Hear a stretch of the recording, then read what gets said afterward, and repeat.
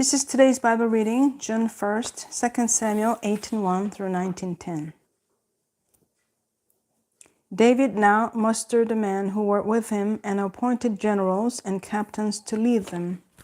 He sent the troops out in 3 groups, placing one group under Joab, one under Joab's brother Abishai, son of Zeruiah, and one under Ittai, the man from Gath. The king told his troops, "I am going out with you." But his men objected strongly. "You must not go," they urged. "If we have to turn and run, and even if half of us die, it would make no difference to Absalom's troops. They will be looking only for you. You are worth 10,000 of us, and it is better that you stay here in the town and send help if we need it." "If you think that's the best plan, I'll do it," the king answered. So he stood alongside the gate of the town as all the troops marched out in groups of hundreds and of thousands. And the king gave this command to Joab, Abishai, and Ittai, "For my sake, deal gently with young Absalom." And all the troops heard the king give this order to his commanders. So the battle began in the forest of Ephraim. And the Israeli troops were beaten back by David's men. There was a great slaughter that day, and 20,000 men laid down their lives. The battle raged all across the countryside, and more men died because of the forest than were killed by the sword. During the battle, Absalom happened to come upon some of David's men. He tried to escape on his mule, but as he rode beneath the thick branches of a great tree, his hair got caught in the tree. His mule kept going and left him dangling in the air. One of David's men saw what had happened and told Joab, "I saw Absalom dangling from a great tree." "What?" Joab demanded. "You saw him there and didn't kill him? I would have rewarded you with 10 pieces of silver and a hero's belt." "I would not kill the king's son for even 1,000 pieces of silver," the man replied to Joab. "We all heard that king say to you and Abishai and Ittai, 'For my sake, please spare young Absalom.' And if I had betrayed the king by killing his son, and the king would certainly find out who did it, you yourself would be the first to abandon me." "Enough of this nonsense," Joab said. Then he took 3 daggers and plunged them into Absalom's heart as he dangled. Still alive in the great tree, 10 of Joab's young armor-bearers then surrounded Absalom and killed him. Then Joab blew the ram's horn, and his men returned from chasing the army of Israel. They threw Absalom's body into a deep pit in the forest and piled a great heap of stones over it. And all Israel fled to their homes. During his lifetime, Absalom had built a monument to himself in the king's valley, for he said, "I have no son to carry on my name." He named the monument after himself, and it is known as Absalom's monument to this day. Then Zadok's son Ahimaaz said, "Let me run to the king with the good news that the Lord has rescued him from his enemies." "No," Joab told him, "it wouldn't be good news to the king that his son is dead. You can be my messenger another time, but not today." Then Joab said to a man from Ethiopia, "Go tell the king what you have seen." The man bowed and ran off. But Ahimaaz continued to plead with Joab, "Whatever happens, please let me go too." "Why should you go, my son?" Joab replied. "There will be no reward for your news." "Yes, but let me go anyway," he begged. Joab finally said, "All right, go ahead." So Ahimaaz took the less demanding route by way of the plain and ran to Mahanaim ahead of the Ethiopian. While David was sitting between the inner and outer gates of the town, the watchman climbed to the roof of the gateway by the wall.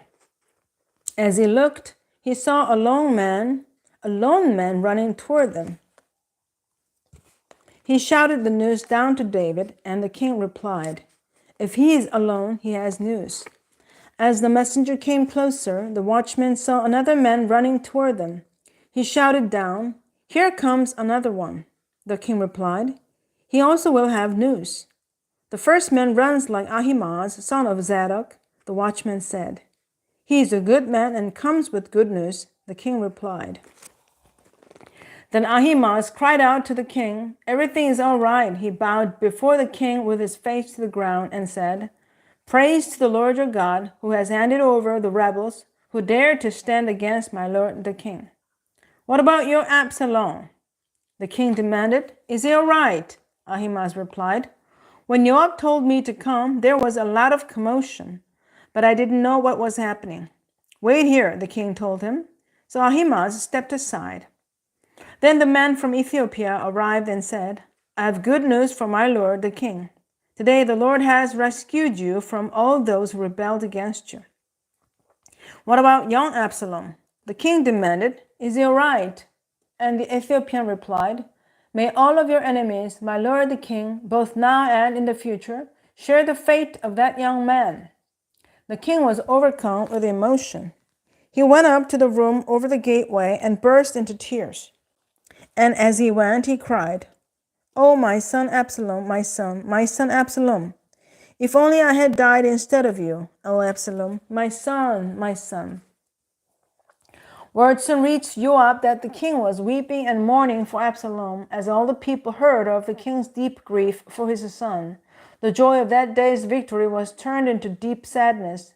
They crept back into the town that day as though they were ashamed and had deserted in battle.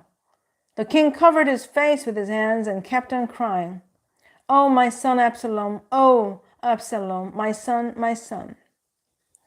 Then Joab went to the king's room and said to him, We saved your life today and the lives of your sons, your daughters, and your wives and concubines.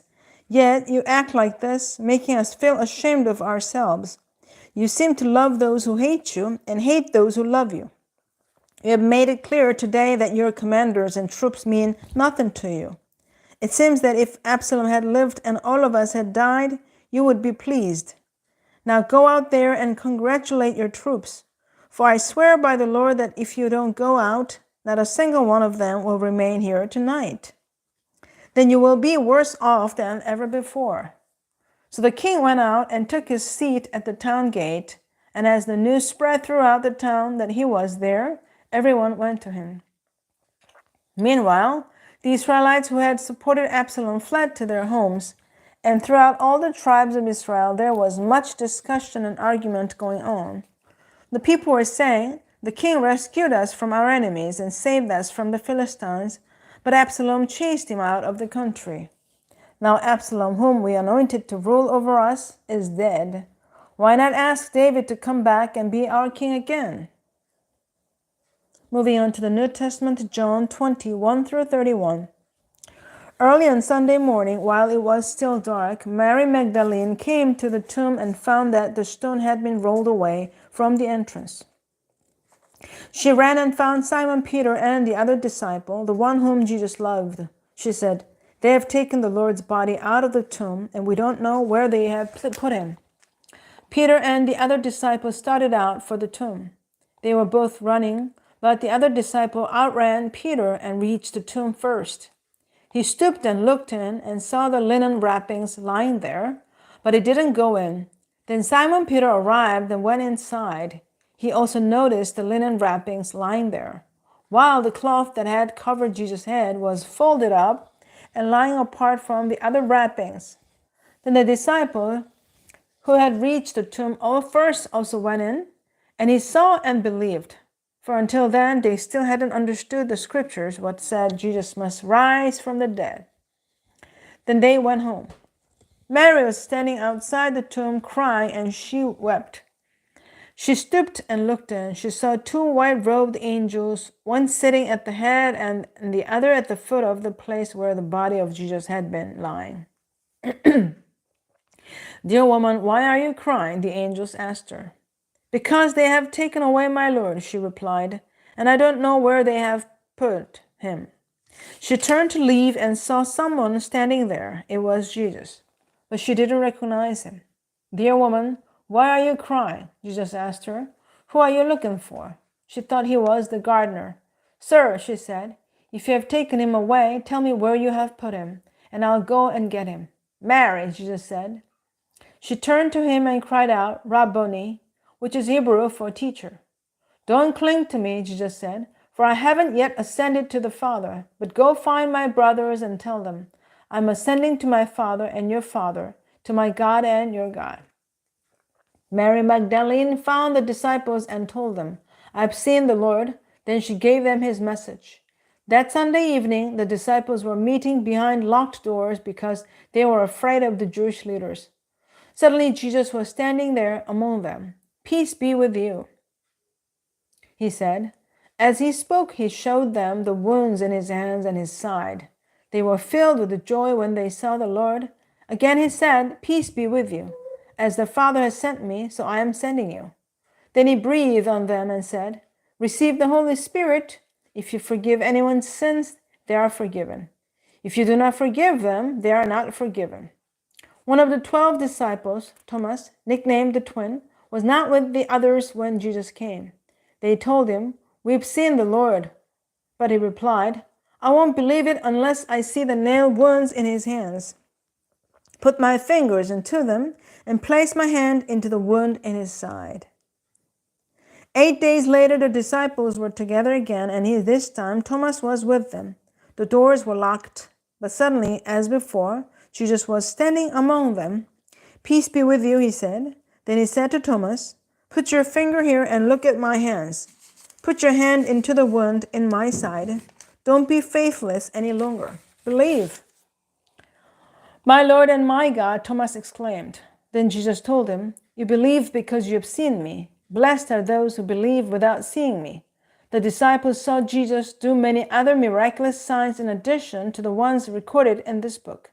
But these are written so that you may continue to believe that Jesus is the Messiah, the Son of God, and that by believing in him, you will have life by the power of his name.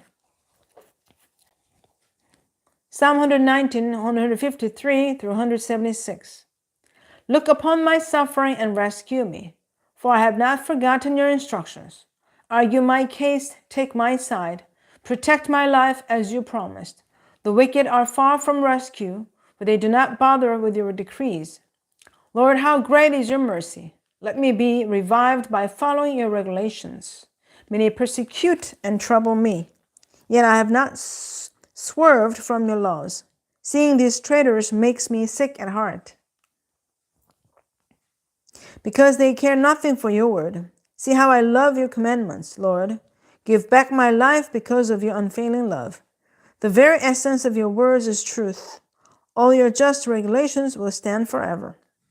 Powerful people harass me without cause, but my heart trembles only at your word. I rejoice in your word like one who discovers a great treasure. I hate and abhor all falsehood, but I love your instructions. I'll praise you 7 times a day because all your regulations are just. Those who love your instructions have great peace and do not stumble. I long for your rescue, Lord, so I have obeyed your commands. I've obeyed your laws, for I love them very much. Yes, I obey your commandments and laws because you know everything I do. O Lord, listen to my cry. Give me the discerning mind you promised. Listen to my prayer. Rescue me as you promised. Let praise flow from my lips, for you have taught me your decrees. Let my tongue sing about your word, for all your commands are right. Give me a helping hand, for I have chosen to follow your commandments. O Lord, I have longed for your rescue, and your instructions are my delight. Let me live so I can praise you, and may your regulations help me. I have wandered away like a lost sheep.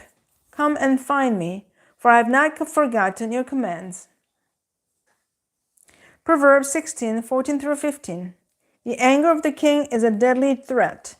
The wise will try to appease it. When the king smiles, there is life. His favor refreshes like a spring rain. Amen. This is the end of the Bible reading today. Thanks for joining me. Have a great night. God bless you. And see you tomorrow.